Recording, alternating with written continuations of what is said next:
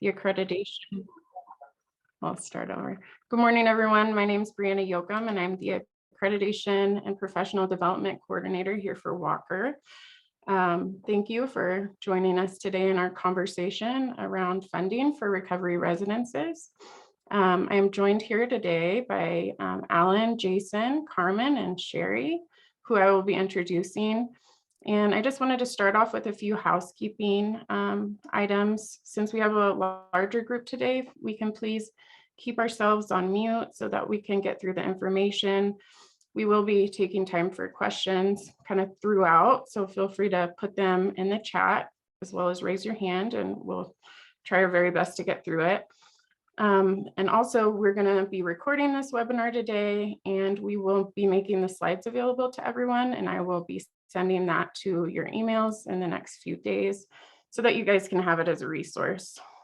So now I'd like to take some time to introduce our presenters today. So we have Alan Muia, and he is the founding member of WAQRR, and he serves as the executive director of New Earth Recovery, a nonprofit recovery housing provider in Skagit County. He is the chief financial officer and chairs as the organization's development team. Carmin Long is the executive director of Truly Motivated Transitional Living, a program for men and women in Yelm, Washington. And she's the vice chair for the Washington Alliance for Quality Recovery Residences. Carmin is passionate about seeing people recover and the incredible opportunity that recovery housing in all its various forms offers both operators and residents. Carmin is a person in long-term recovery who has also started a sober living program in Sacramento. Jason Bliss is our executive director of Washington Alliance for Quality Recovery Residences. He has been in long-term recovery since 2010 and has been working with recovery housing since 2011. He has opened dozens of recovery homes and assisted with operations of over 350 homes across multiple states. Sherri Candelario is the co-founder of Kate's House Foundation. Kate's Houses were the first WAQRR accredited level 2 MAT homes in Washington state. Sherri co-chairs the Recovery Support Services Committee to advise the Washington state legislature on how to develop new models of support for people in recovery. Sherri also has a doctorate in pharmacology from the University of Washington Medical School and has developed research on how to block opioids. So with that, now that you guys have a little background, I'm going to pass it on to them so we can get started today. Thanks again for being here.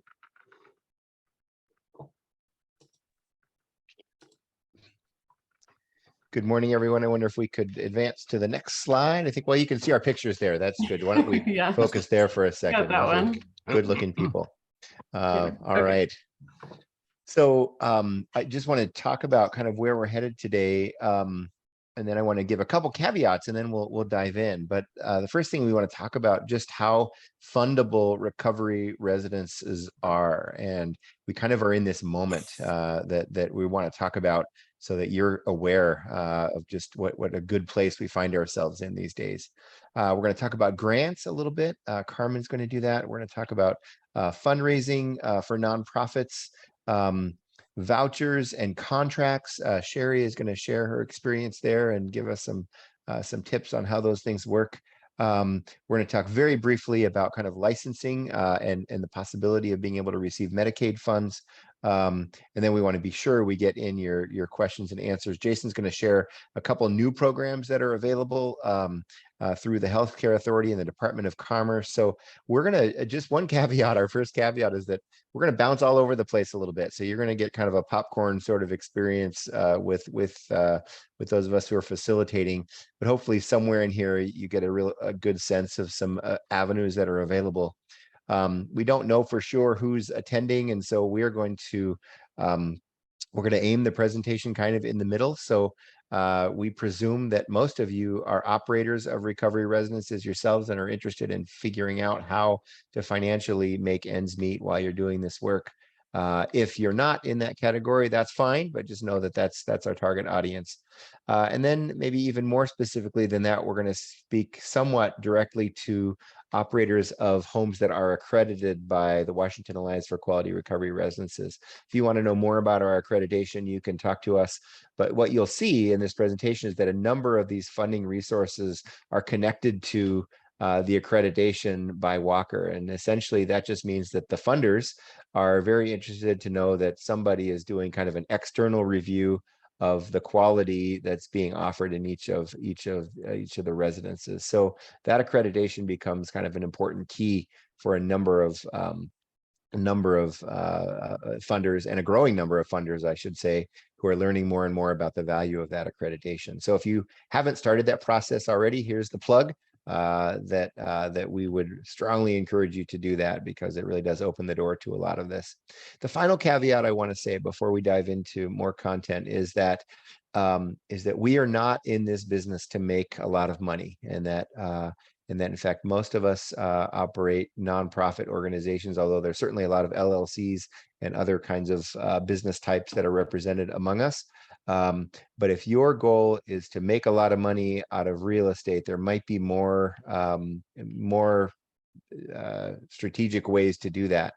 Our main goal is to help people. And so as we help people, we need to be financially solvent, and we need to be able to be sustainable over time in order to do that in a way that honors them and that offers a level of quality that they deserve. And so people first. And there are times at which our kind of funding goals compete with our goals in helping people. And so we want to just say categorically that our main goal, when those two things are in conflict, is to help people. And so we just want to start off with that spirit and say we're going to talk a lot about money today, but money is not our main objective. All right, I think you get that. We want to dive into some content. So let's go ahead to the next slide, and I want to talk about what the kind of where we find ourselves, and here are just some bullet points, some things that as we share, those of us who do fundraising and who do advocacy for funding for recovery housing, these are some kind of bullet points that we tend to want to talk about. Taxpayers spend a lot of money to incarcerate people in the state. We also spend a lot of money on inpatient treatment. And if you look at those are kind of our two main ways that we deal with, or that we really approach addiction and recovery in our state. And while those two interventions are somewhat effective, they're not the least bit effective if a person leaves those places and ends up back on the street or back in the environment that got them there to begin with. And so when you look at what we can do at the very highest level of care in a recovery residence, we can do that level of care for people at about 1/3 of the cost of those other interventions. And we know that our interventions are more successful by far than those two, especially if those two just kind of end. And so we can fill the gap between an institutional setting and when a person kind of launches out on their own. And as such, we protect those investments. So even if you see incarceration as an investment in people to try to turn their lives around, which is debatable, but a lot of people do turn their lives around in that setting. And certainly at inpatient, people go to turn things around. That money is down the tubes if there's not good aftercare, and there's not a place where people can go and for far less money, by the way, and actually receive the care that they need in order to achieve long-term recovery. So in other words, and this bottom point I really want to stress here is that how our communities welcome our people back into them has much more to do with their long-term success than kind of that initial sort of institutional stay. While we're believers in inpatient treatment, we're believers in redemptive judicial sanctions, those things on their own don't tend to be helpful. So we're in this moment where our legislators and our other agencies and all of that really are starting to get it. They're starting to get that there is that investing in recovery housing and recovery residences is a really good investment if we want people to stay in recovery rather than have to go on that treadmill of treatment after treatment after treatment, or jail after jail after jail. So that's kind of our main pitch here as we talk to people who might be willing to fund us, including our legislature, as well as granting organizations, et cetera. There's a lot more to say about that, but that's the brief version as far as we're concerned. So, all right, let's dive in. Carmin, I'm going to turn it over to you. Yeah. Hi, everybody. Thanks for joining us today. I'm going to go over just a little bit of some of the funding that's available to recovery residences by way of grants and other funding. This will be mostly focused at nonprofit grants. That's what I'm most familiar with, and I think that is what is more widely given is to nonprofits. There will be a little piece at the end that there are some for-profit grants, but those would be at a state or government level. So let's go to the next slide.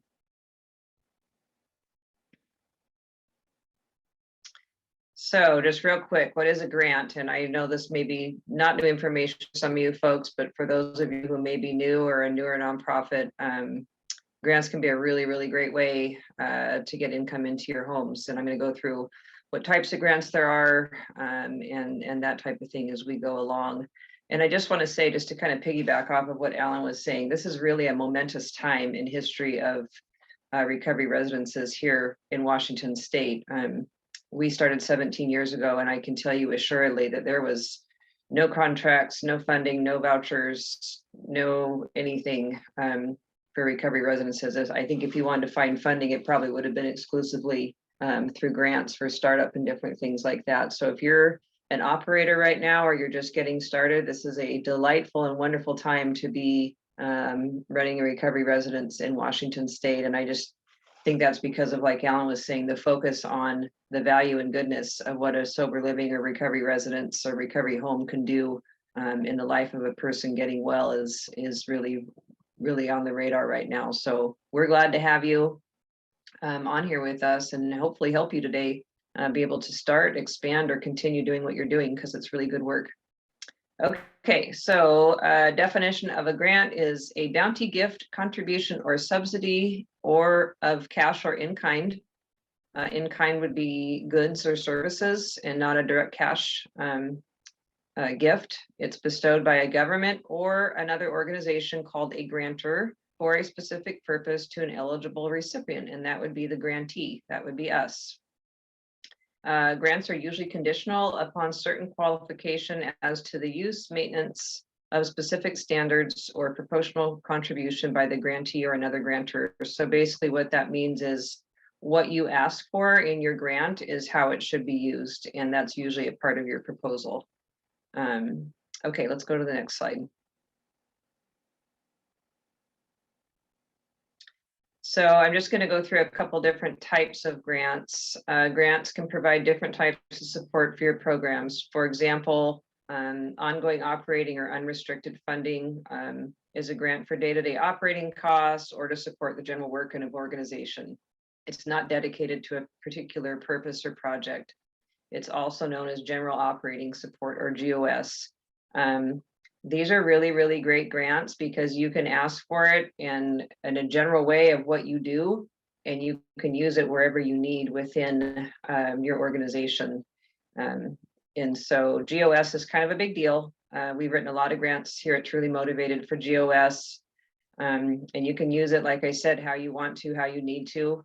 Not all granting organizations do GOS, but a lot do, and more of them are doing it more often these days. And I think that's in response to where we've been this last couple of years with COVID, and just them being aware of the need just for general operating funds as folks are trying to come out of the COVID atmosphere. So GOS is a great way to just be able to support your ongoing day-to-day needs within your residence.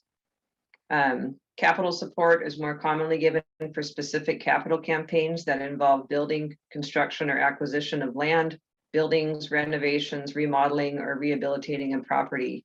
So these are a little bit more work. Actually, they're a lot more work than a GOS request.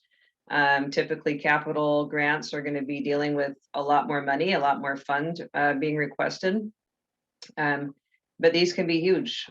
We've been able to receive a number of these over the last couple of years that have helped us be able to purchase our homes and do major renovations. So capital support is really, really great. If you're trying to buy land, buy a building, buy a home, or if you already own a home and you want to do some major renovations that are going to be considered, a part of that asset. And most all granting organizations and foundations that I've seen typically do capital support. That's pretty norm. And the next type of grant that we want to talk about is program development grants or restricted funds. These provide funding for a particular project or program. These can be a little bit trickier. Most granting foundations that are giving out money for grants want to see that the money that they're giving is going to help increase the program or increase the organization. And so if you're writing, let's say, a grant for increasing your staffing, they would go, okay, well, by us giving you this money to increase your staffing, how is this going to help in your longevity? So these can be a little bit trickier when they're connected to a program, and that's not to say that they're not possible. There's a lot of funders that like to see development grants and particular use of a program or project, but they just need to really show that the monies given are going to help with the longevity of the organization, and that they're not just going to be kind of a one and done type fund, if that makes sense. Okay, let's go to the next slide. So these are just some important caveats. A grant maker typically focuses on a specific population. Certain type grants are typically awarded to a nonprofit organization for a distinct program or purpose. So obviously all of our focus is on recovery housing. So if I'm looking for a grant maker, I would really want to be cautious about seeing where their focus is.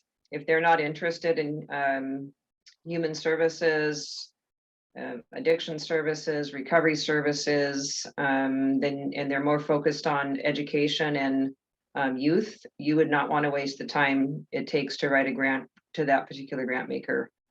You really want to do the homework and look at who has focus on your area and what you do. And a lot of time it may not say necessarily specific to addiction or recovery services, but they may have a title that says human services, and that could be your sweet spot.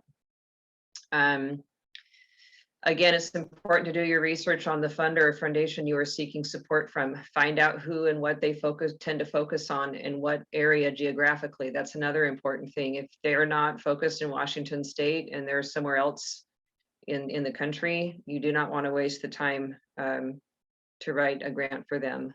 Grants are a lot of work, and they take a lot of homework and a lot of investigation and a lot of time and hours consumed. So you really want to make sure that you're getting well matched with a funder before you go and sit down and start writing those grants. Not all funders do GOS. Some focus only on capital funding. So again, just do your research. You can also look to see on Candid. It'll be here at the end. You can look at different funders and see specifically a lot of times who they've given to, how much they gave, how long ago it was that they did that. So if you see that they've given $20,000 to another program that is somewhat similar to yours, chances are pretty good that you may have a good opportunity writing a grant with them. Another thing is you may want to consider hiring a grant writer to get your organization started. Grant writers know the layout of the land. They know who to go to, who to ask money from. They are professional at what they do. If you want to talk to me after this is over and get some good recommendations for grant writers, I would be happy to give that. We did hire a grant writer here a number of years back for about a year. And it really helped get us off the ground by way of grant writing. And she also helped us develop our own grant writing team so that we don't have to keep paying a grant writer because typically they work on an hourly basis, $90 an hour and up, or they work on, once you get the grant, they would take a percentage of it. So, but they are really can be of great value at the right time. Okay. Another thing to remember before we move forward is grants are a lot of work. They're not guaranteed and they're very competitive. So just again, be prepared and do your research before you get started on a grant. And we can go to the next slide. So types of grantors, federal grants, state grants, private foundations, and trusts. We can go to the next slide.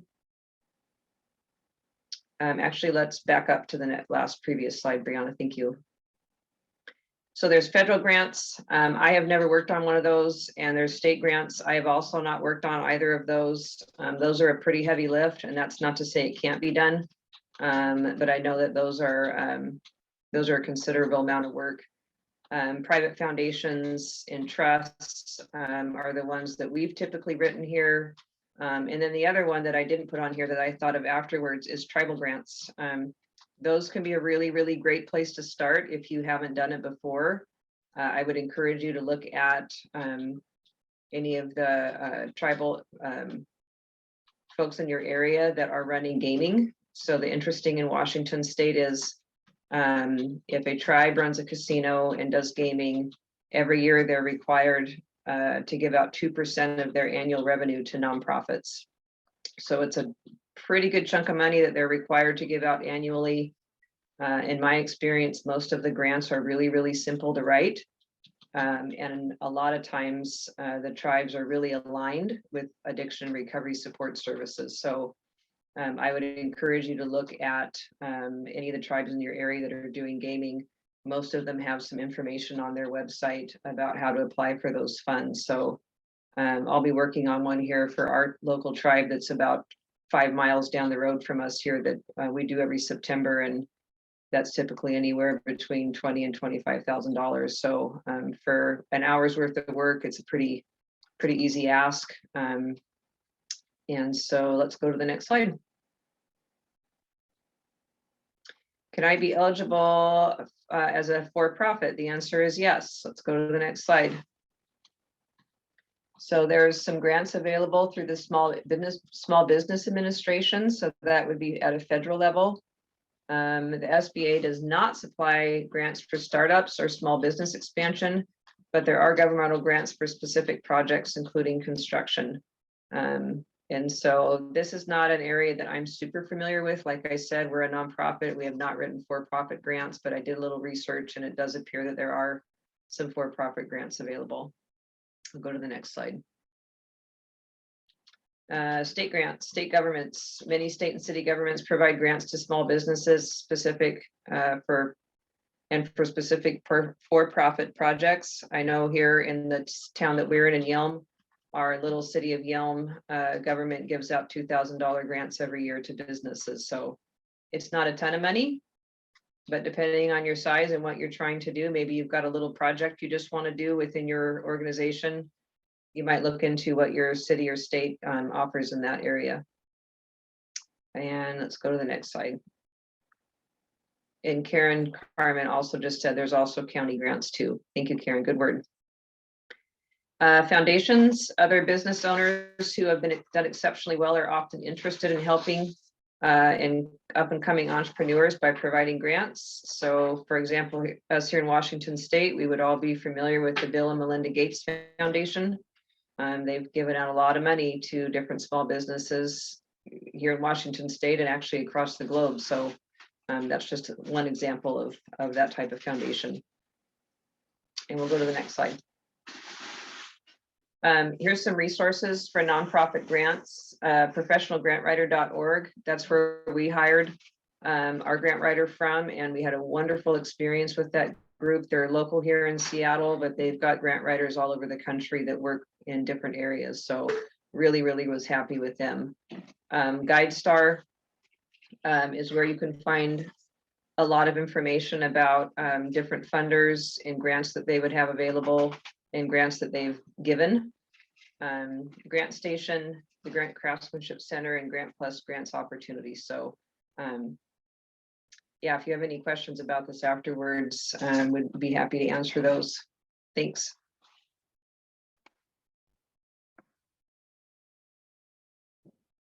And I believe Alan is up for. I want to talk about this for a minute. So yeah, what I'm going to cover in 3 minutes here is what my organization and I spent 4 days in a workshop learning, and then probably weeks of time working on after that. But I just wanted to give you a just a down and dirty. If you're looking to develop kind of your development wing of your nonprofit organization and you really want to do something, here's some components to that we found extremely helpful. First of all, you can't thank your donors enough. So when people are donating to your organization, figure out ways to thank them regularly and informed ways, and to thank folks, and also let them know what you're doing along the way so that they can know what the next project is they can be giving towards. A segmented donor list is simply the idea that you need to know who your bigger donors are compared to your smaller ones. Not that you think less of your smaller ones or you care about them less. There are certainly folks, you know, who are income limited, who give what they can, and that gift is amazing. But generally speaking, people who make a larger investment in your organization are ones that you might want to treat a little differently in terms of how you connect with them. So somebody who gives you $20 a month might be just at a different kind of investment level than somebody who's a $1,000 a month donor and is majorly kind of invested, and so they're going to want some access to you, and that is reasonable. So knowing who kind of segmented just means that there may be categories of donors, and that you treat those categories a little differently in terms of your connection with them. A case statement is simply a little bit of what I did at the very beginning of this slideshow, where we just talk about why do we exist, what's the problem we're trying to address, how we're uniquely fitted to address that problem, and what we're doing about that, the results of that, of our intervention, and then lastly, how you can contribute and be a part of us as we do this important work. And so it's a case statement. Usually it's a booklet of some sort, but it's the thing that you would bring to a conversation with a potential donor who is going to be a regular or maybe a large contributor to your organization. You got to be able to make the case. It's sort of a little bit expanded version of your elevator speech with some pictures, and it's really, really well done. Case statement. Next is the development team. So this is the group of people within your organization who is responsible for the plan, which is the last piece. So if you don't have a development plan, you're really selling yourself short in terms of how you're going to make ends meet as a nonprofit. So the plan should talk about the grants you want to receive, the kind of donations you're going to go after, the folks who you're going to approach and develop relationships with, all of those kinds of things to get you to the place where you can be a sustaining organization. This isn't about money grubbing. This is about creating an organization that is sustainable for the long run so that more people can be helped in perpetuity. And so if you look at it that way, it's your responsibility to have a plan in place and to work on that plan for the sake of the people we serve. All right, enough said. That was down and dirty. Hopefully it just gives you some motivation to maybe get some of that stuff in place. And like Carmen said, I'm more than happy to elaborate on any of that offline if that's helpful. All right, Sherri. Oh, hello, everybody. It's so nice to have you all here today. When Frank and I started Kate's House Foundation 7 years ago, as Carmen noted, it was challenging to get money. In fact, the only people that were regularly paying us were the State Department of Corrections for Washington. And so we learned about voucher funding. Today, there is a lot of money coming down from the federal government, but we want to talk about along the way the various options we found on who's going to pay for your bed. When we talk about having a home that pays for itself, we do it by having a payment for each bed in the home. So for example, in our large homes, we typically have 8 people, 2 beds to a bedroom. And so that's sufficient funding to pay for the real estate, to compensate a house lead, and to make sure that we have funding to grow for another home. Could I have the next slide, please? So my other role has been a patent counsel in biotech firms in Seattle. And along the way, you will be asked to do a contract. So I call this Contract Law 101. And the goal here is just to teach you and have you have a reference for basic terms. So one of the contracts that we have had for many years is with King County Drug Court. And so knowing some of the terms of the contract, it helped us to be able to negotiate without having to hire an outside lawyer. And I think that's really important. Know what's in your contract, feel comfortable reading it, so you don't have to ask for legal help unless you find it really necessary. So when you look at a contract, the first thing you want to look at is the term. Is this going to renew automatically? We don't want that to happen because we want the right to terminate, or we want the right to say, you know, at the financial consideration you gave us, it's insufficient. Let's talk about a different financial consideration. So termination, do you have the right to get out of the contract at any time? And what happens to you when the contract terminates? You know, most contracts really only have 6 or 7 basic tenets that you need to have, that you need to be comfortable with. And I feel the most important ones are, how long do you want to be in that contract? And if it doesn't work out, what are your responsibilities if you leave? And what are the price and payment terms? Be sure and look at that. You can have a discussion with an agency and they may tell you, yes, we'll give you $1,000 a month per person. And that will include, you know, oversight from one of your team. But when you get to the actual contract, make sure that the number of people and the financial consideration match. Always look at that. And confidentiality, what does that mean? As recovery house operators, we are all required to be HIPAA compliant. And a lot of times the confidentiality will be in that contract as well as the terms of the contract. What you will find with most state contracts is they will be published. So make sure you're comfortable with what's published. Can I have the next slide, please? Okay, what date is the work completed? What's the milestone? So for example, one contract that we have, our milestone is every month we complete a report of the number of people that they supplied to us who we housed. And that seems like that would be easy to do, but sometimes they'll send somebody, that person will be exited in a few days because they're going to another form of treatment.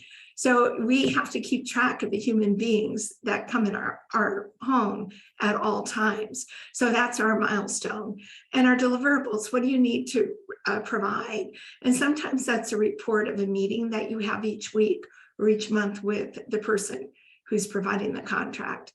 And warranty, is there a guarantee of results? We're not guaranteeing anything, but you want to look and make sure there's a warranty clause in there that doesn't obligate you to anything. And limitation on liability, this is where I want you to emphasize. If something goes wrong, do you have insurance? What insurance is required? So we have a umbrella policy through the Nonprofit Alliance, and that is specific for transitional homes or sober home operators.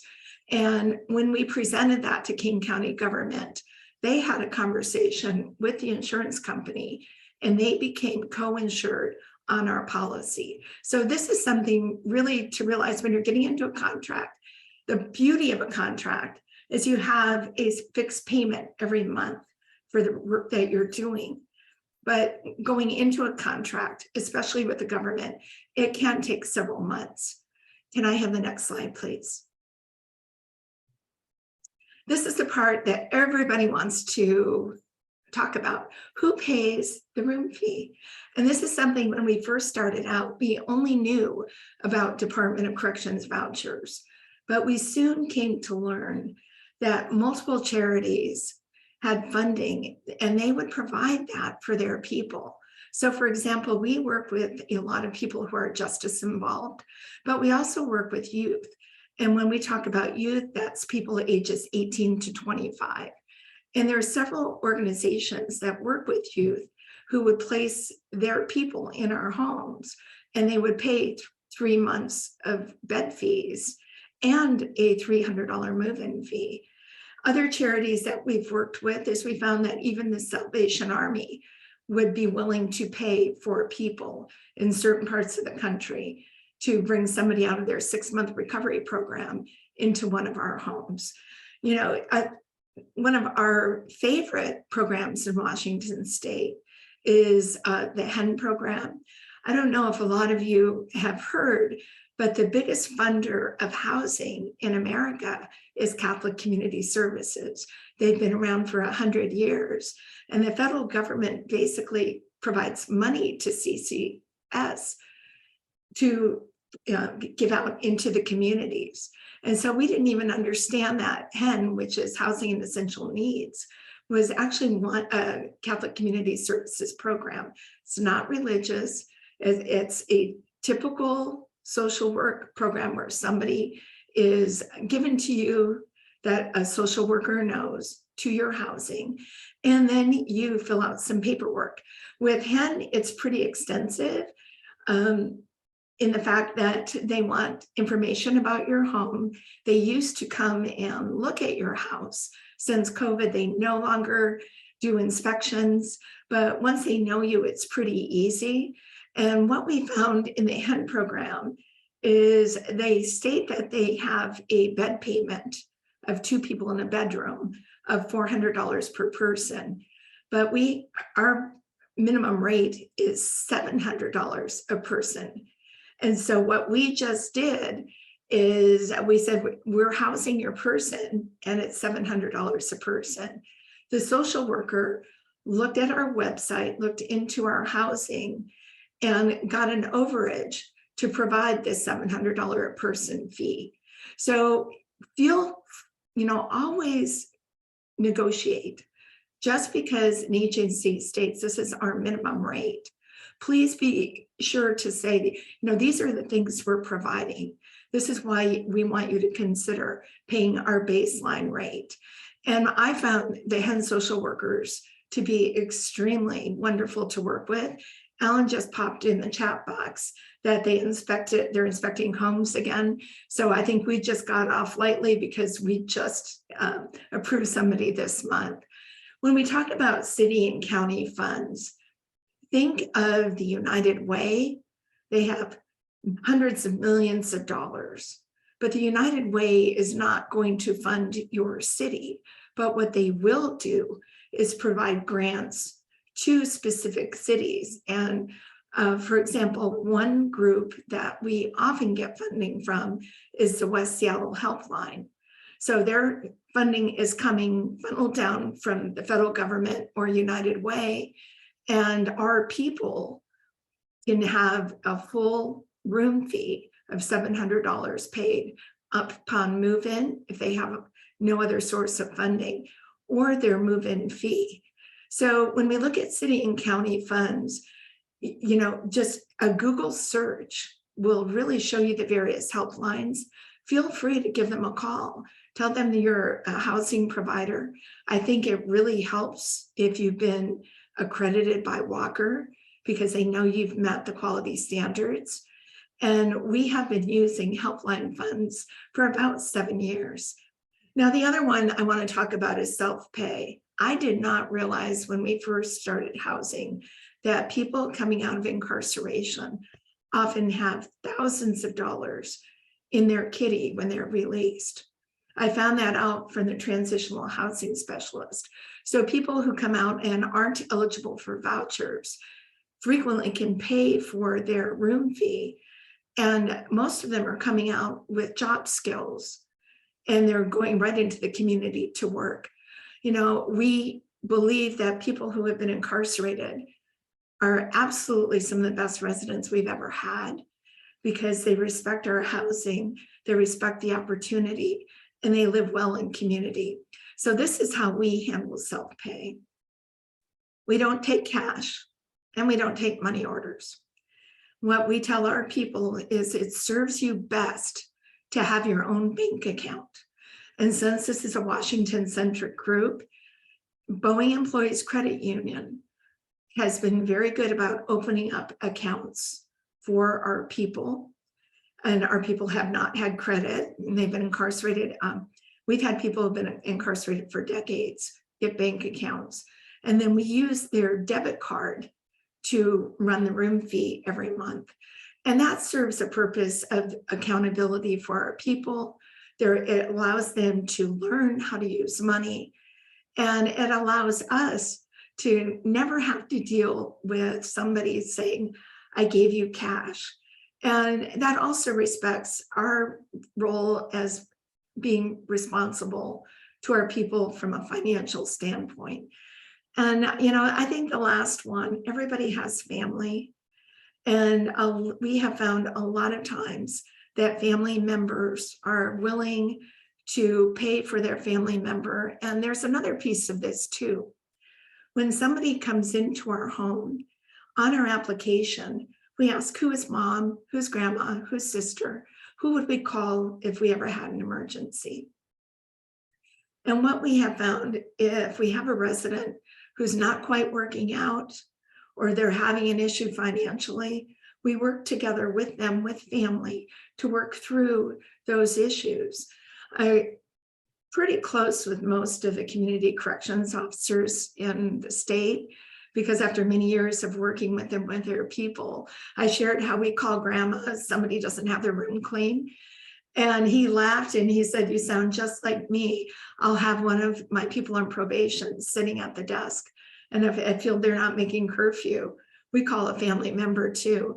So don't discount the fact that family is really there frequently for our people.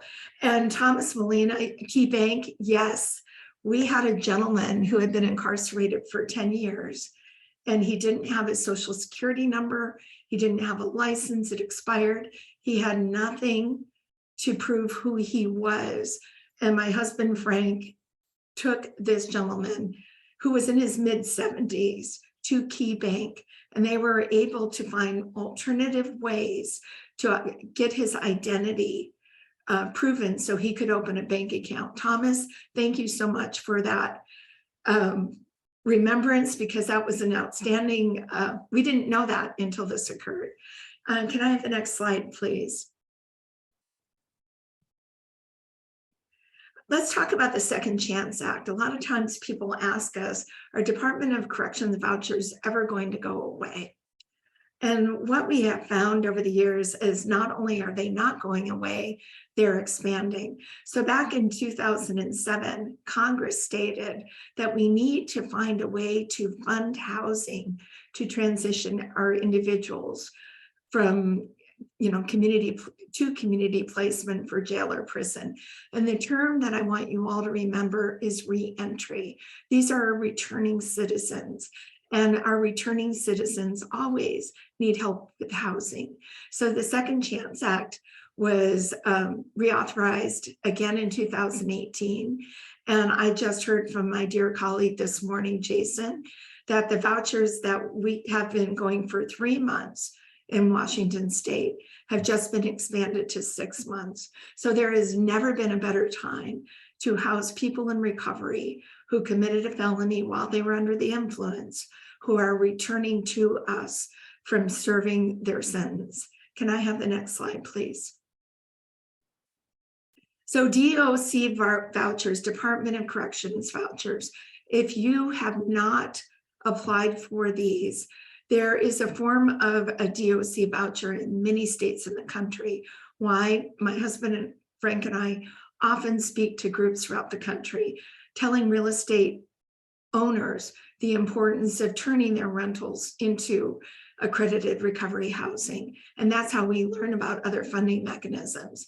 But in Washington State, we find the DOC process to be amazingly easy to get through. So we've been doing it from the day we opened our first home 7 years ago. And one of our favorite programs is the ERD, the Earned Real Estate Housing Voucher Program. So what this is we have people who've done extraordinary things while they've been serving their sentence. They've gone to therapeutic community. They have had no infractions in prison. They've taken up work skills. They just don't have money for housing. So DOC will send these people to us as people who are DOC housing vendors. And we will have a conversation with the counselor. They will fill out our online application. and they will send them to our home, and this will automatically show up in your bank account like clockwork every 30 days. It's a great way to pay for your housing. It's a great way for the people that you take in to get on their feet. And this allows them to start working, and the money that they're earning from work, they can use it to give to family, to pay off past debts, to pay off any warrants, to buy a car. And the Department of Corrections is paying that piece, that housing piece that is so essential for healing. Can I have the next slide, please? So let's talk about DOC. Sometimes, as we know, housing in Washington state has become incredibly expensive. Now, Frank and I own all our own homes, and people always ask, how did we do that? We believed in recovery housing so much that we wanted to have an MAT home, and it wouldn't have existed at the time the way we wanted to do it unless we bought our own. And that came from an experience with a family member. So we cashed out our retirement funds to buy 4 homes in West Seattle that we've since expanded. And that is one methodology to buy a home. But as you know, if you're getting into the market right now, those homes that we bought for $300,000, $400,000, $500,000 are now $700,000 and $800,000. So that makes it difficult to break even. As Alan said, people really don't go into this business just to make a lot of money, because if you're people like the people on this call, we actually use our extra funding to house people in need while we're trying to figure out a way to get them funded. You know, we do it to upgrade our homes and, you know, to make sure that we can help get more houses started. So $700 may not cut it. If 8 beds and at $700 a piece does not cover all your expenses in a new home, this fee is negotiable. So you can take that voucher and you can tell your working resident, and I'm using the voucher fee here of $600 per bed because that's what it used to be. And you can say, I need for you to pay part of your bed fee. So it can be $100 more per month or $200 more per month, whatever it takes to make you comfortable that that recovery home is paying for itself and paying for the expenses and making you know that you're making a great investment in your community, but you're not, your real estate is paying for itself. Can I have the next slide, please? So can you charge more than a voucher pays? Want to emphasize this. Yes, you can. And, you know, basically take that bed rate, have the client self-pay. And I know there are people now charging $850 a bed. We get that rate too from our King County Drug Court. So, you know, I think the going rate for bed fees will continue to go up just because property taxes are going up. May I have the next slide, please? Yeah, this is an interesting one. Frank and I have helped a lot of people in the United States use their real estate to open accredited recovery homes. And we do that because that's how we give back. We found a model that we believe works, and we want to bring more people into the fold. And one of our clients in Ohio was told 211 was a great place to list her home for others to know about her recovery home. But this is also great to tell your clients.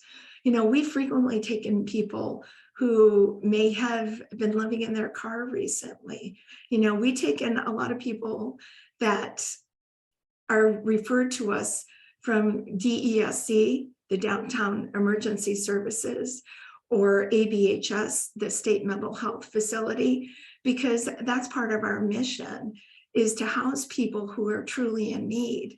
And being able to tell them what we have found with all of these people, they have pride and they don't want to come.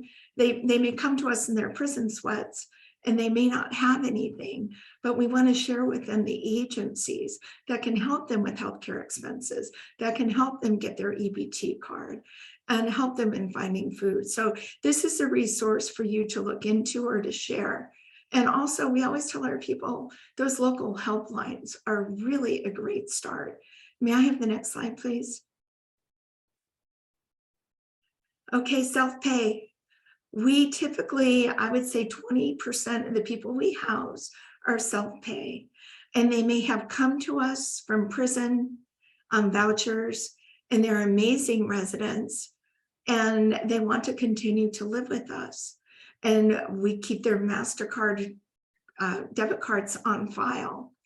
One of the reasons we continue to keep amazing residents with us is there's a life cycle in transitional shared housing. And that is, people come to you with virtually nothing. They reunify with family, they get good jobs, they want to move on to apartments. When our people in long-term recovery move on to apartments, that gives us a need for a house lead, for peer support, for an assistant lead. And so typically our residents who have nowhere else to go, but they've been great residents and they want to self-pay, we allow quite a few of them to stay in our homes because we know there will be an opportunity to provide peer support employment for them. So, you know, it serves two purposes. They don't have to leave. We actually have a gentleman who drives a BMW. He's getting a 4-year degree. He left briefly and he came back and said, I need to be in Kate's house to stay in my recovery. And he's our house lead again. So a lot of people, when it comes to long-term recovery, it's not about how much money they have. It's not even about being able to afford independent housing. It's about that community support. We know that peer support matters in recovery. Can I have the next slide, please? Oh, I think this, okay, payment standards. I was just gonna, this is a rehash, but it also brings up pandemic payments are still in some counties throughout the country. Let's go to the next slide. And that's yours. Thank you guys, I really appreciate it. And then I'll be open for questions. Jason, I think this is you. You bet. Good morning, everybody. I'm going to touch a little bit on the HCA, and I know we use a lot of acronyms. The HCA stands for the Healthcare Authority, the HCA Operating Revolving Loan Fund. I'll back up a little bit and give you guys a little bit of history on this revolving loan fund. Back in the Ronald Reagan and Nancy Reagan days, they had set up what is called and known as the Federal Drug and Abuse Act.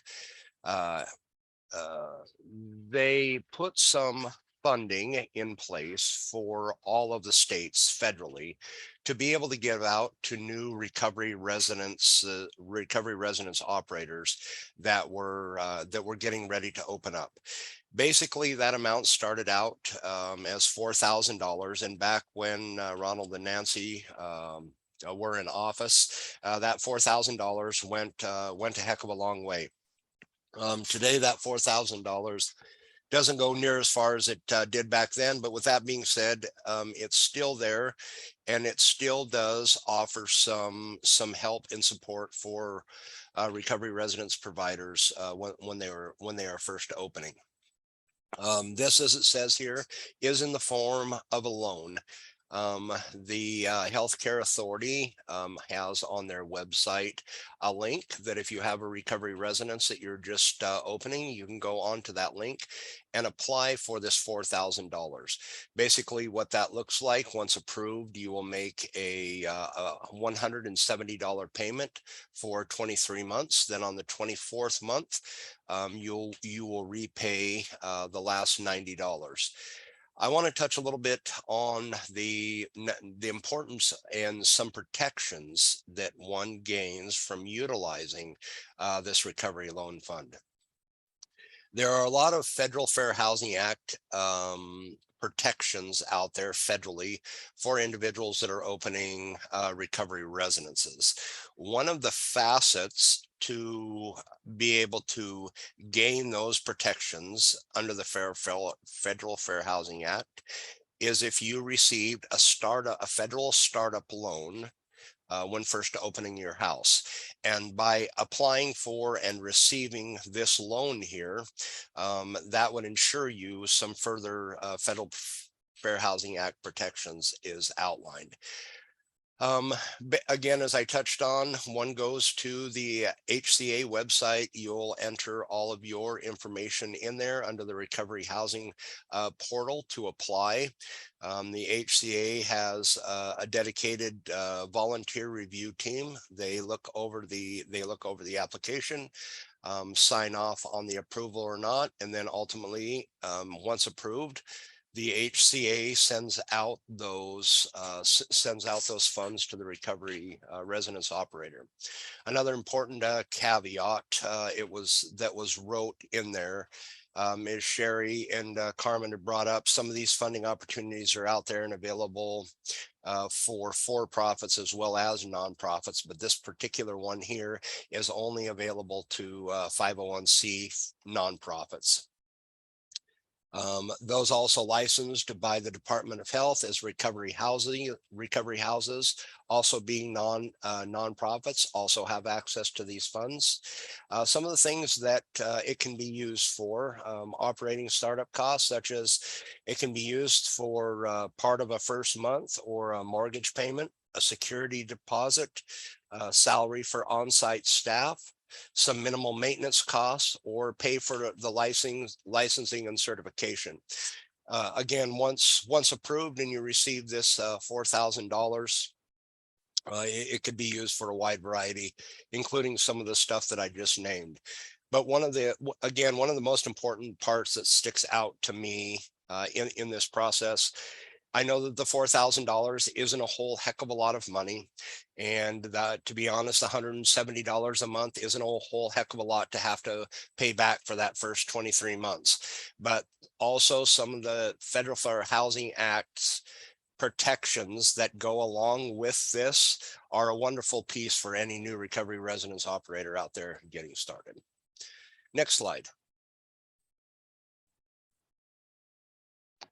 I want to just briefly talk about this, is that if you are a nonprofit organization and you are operating a residence that is transitional in nature, that means that you residents can't stay past a 2-year mark. That's kind of an arbitrary number, but it's one that the state has established to define what temporary or transitional means.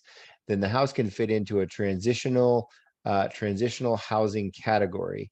And if you meet the Department of Revenue standard for that, then that property can be tax exempt as far as state property tax goes.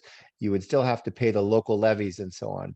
The other piece of good news around this is that the tax follows the operation, not the owner of the property. So in order to qualify, what you would do is you would negotiate if you're leasing a property, you would negotiate in that lease that you're responsible for the property taxes.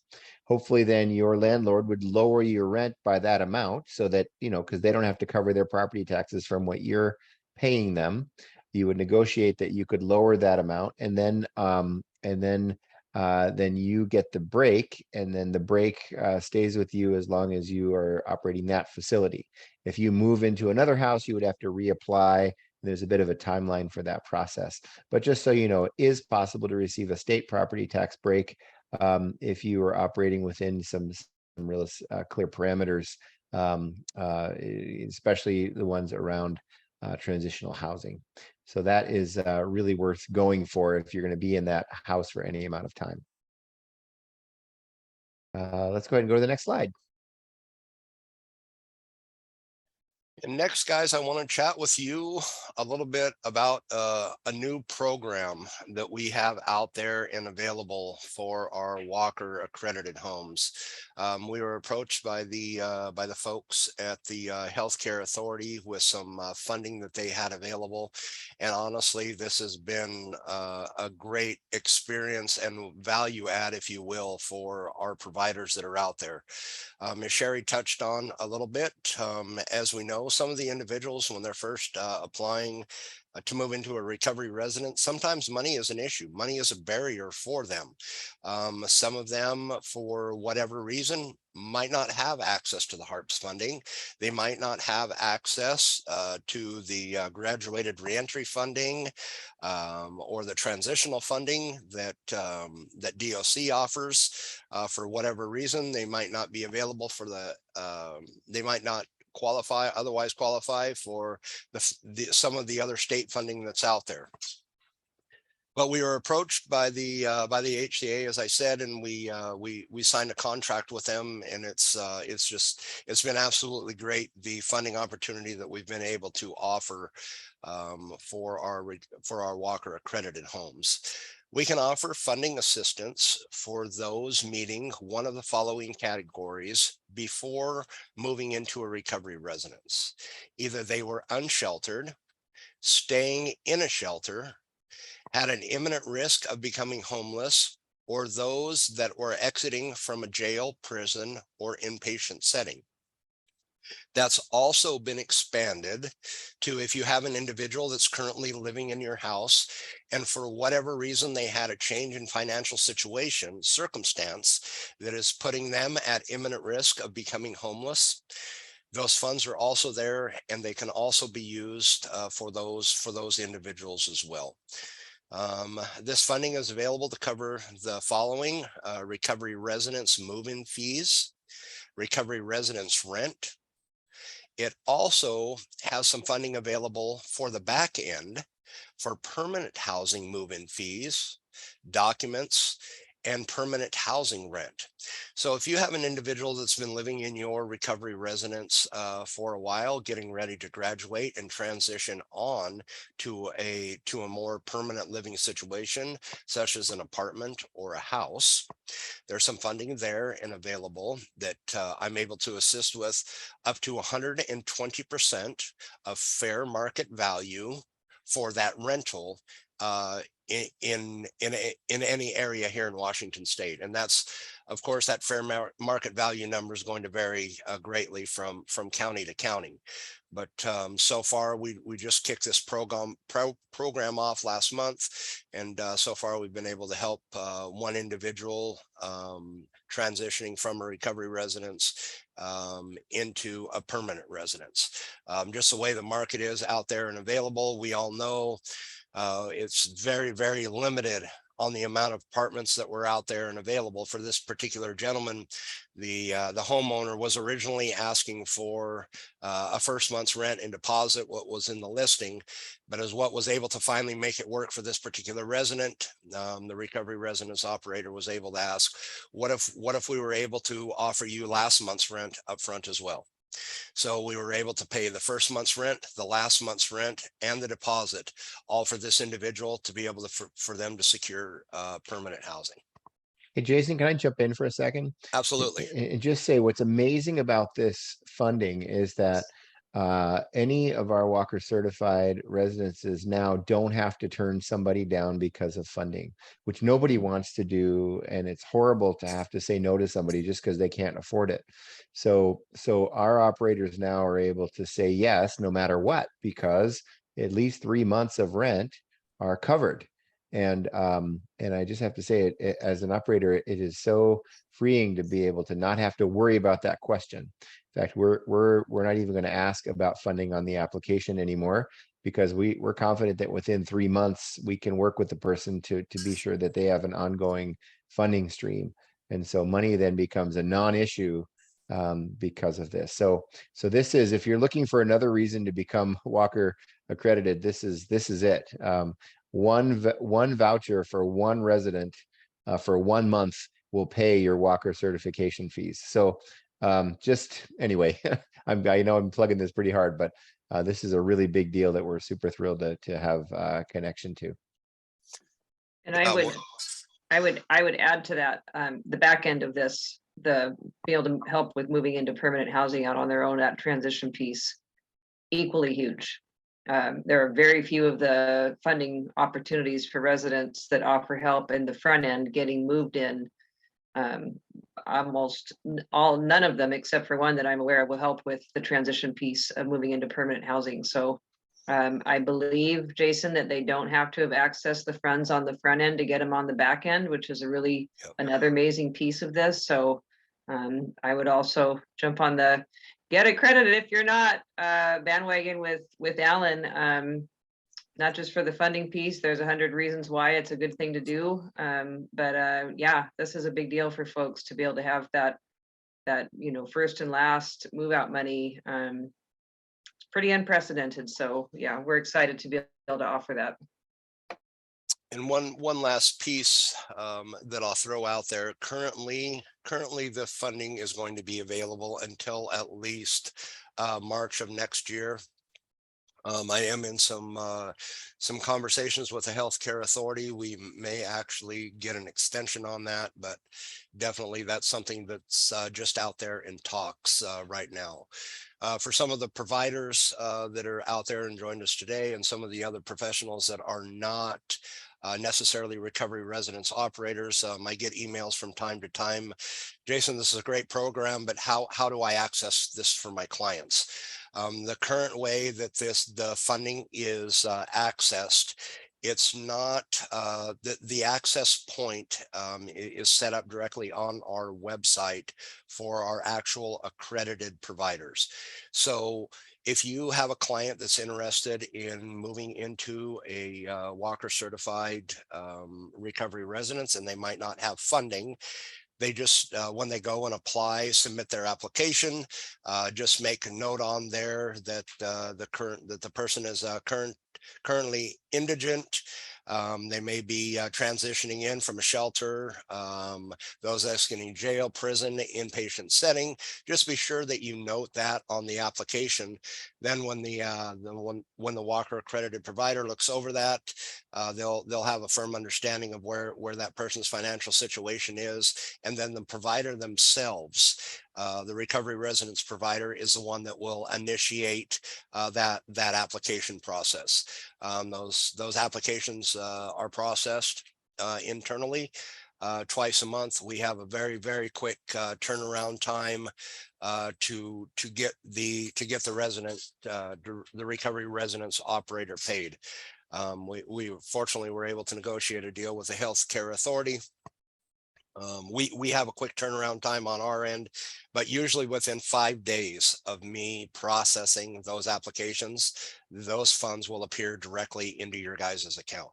I know there's been some troubles and issues, and I think it all comes down to staff shortages with processing some of the vouchers. And some of the recovery residents out there, to be honest, have been hesitant to accept funds. A lot of the Commerce dollars, the Treasury dollars, those, to be honest, there's some recovery residences down here in the Tri-City area that I live in, that they've been waiting 2 and 3 months before they finally get a check.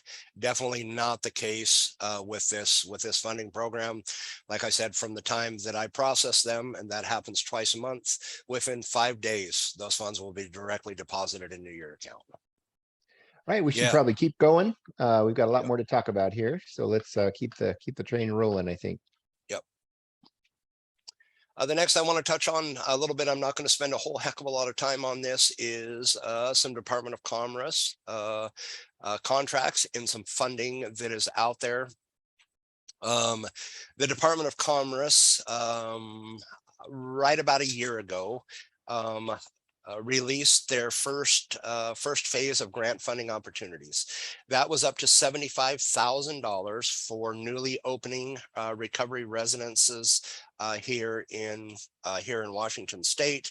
And again, part of this grant application requires that the housing operator is either a current or has pending WAQRR accreditation. Guys, again, this is just another wonderful reimbursement grant opportunity that is out there.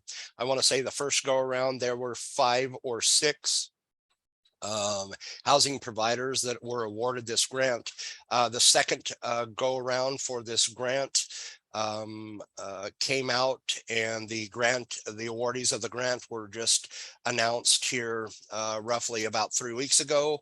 But again, that covered for 15 newly opened recovery residents here in Washington State for the $75,000. That funds can be used for many things. Again, it can be used for the rents from the mortgage, startup fees, furnishing your residence, hard goods. Basically, the only thing, to be honest, that I've seen a carve out that it cannot be used for is for capital improvements. So there's many things out there that this Commerce grants can be used for, and it's very likely. We had thought in the beginning that this was only going to be a 1 or a 2 time deal, and those funds were going to dry up and go away. But it's looking more and more likely every day that this is going to be a part of a permanent part of the state budget, and they're going to be offering this, being able to offer this on a yearly basis. To be able to stay in touch with this Commerce grant and all of the other ones out there that they offer, you can just Google the Washington Department of Commerce and definitely get signed up on their email distribution list, because as soon as these grants and any other ones come available that they offer, that's where you'll be able to learn about them the fastest. Next slide. Hey, real quick, one thing to add to that.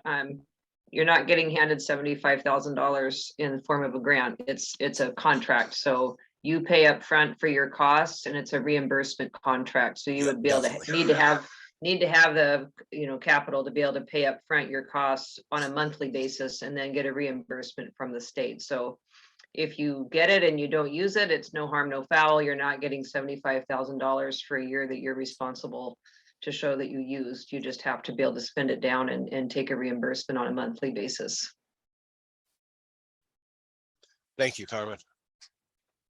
So we just want to open it up for questions. Anything that came up during any of these. I know we were kind of all over the place, but we wanted to give you as much as we could about what we knew of funding opportunities that are available. And as you saw, hopefully it's just a good time to do this. And by design, the state and other stakeholders, ourselves included, want to expand expand the number and improve the quality of the places that are out there across the state. And so we're just kind of doing a full court press, and we have a lot of support behind us to really get a lot of these things going. So just want to open it up and ask, if you have a question, you can either raise your hand and Bree will call on you, or put something in the chat, and let's answer anything that's left.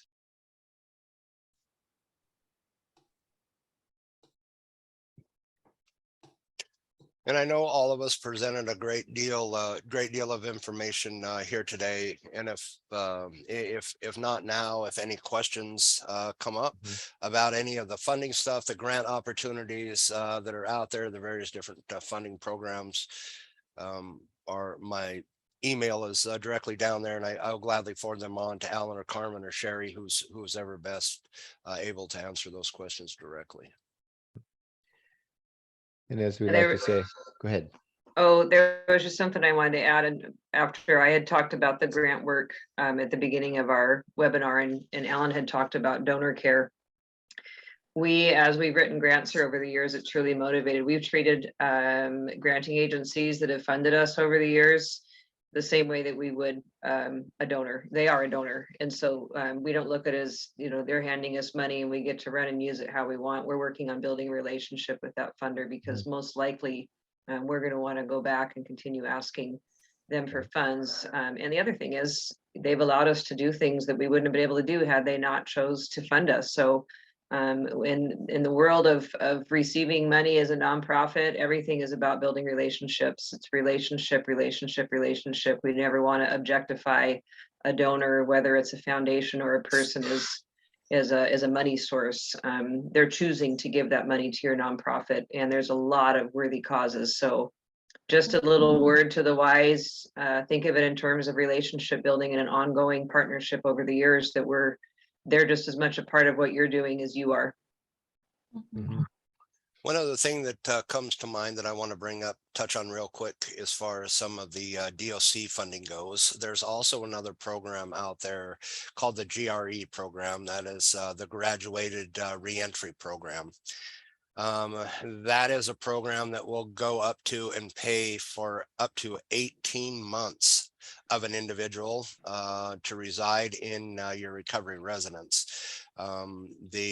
Basically the individual is released from an institutional setting with an ankle monitor to the recovery residents. After them being there for a couple months, they're able to go out and work in the community, take part in various different recovery programs. But that again is another program that is offered by the Department of Corrections, and that one they offer payment for up to 18 months.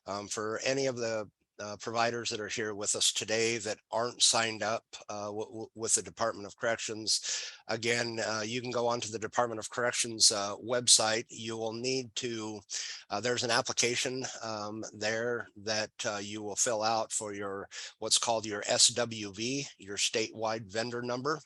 You'll apply for that statewide vendor number. That application will get sent as well to the local Department of Corrections housing representative in your area. They'll get together with you, come out, do an inspection, if you will, chat with you a little bit, look over some of your rules, policies, procedures to ensure that it's in line with their program guidelines. And again, that's just another funding opportunity that's out there and is available. And I want to reiterate, we have been housing for GRE for 4 years, and they are amazing people that come through that program. In fact, I would say 80% of our DOC now are graduated reentry. So it's great to be able to watch people have that opportunity to leave from long-term incarceration into reunification with families in their lives. And the GRE folks are highly professional. They're just amazing. So sign up. You do have to have your home inspected, and they have a lot more criteria than DOC. But once you get through those hurdles, it's a great program. The other thing I want to bring up too, we have been housing for King County Drug Court now for 4 years, and they'll pay up to 2 years per person as long as they're compliant. But at our recommendation, we're now getting King County Drug Court people on electric home monitoring.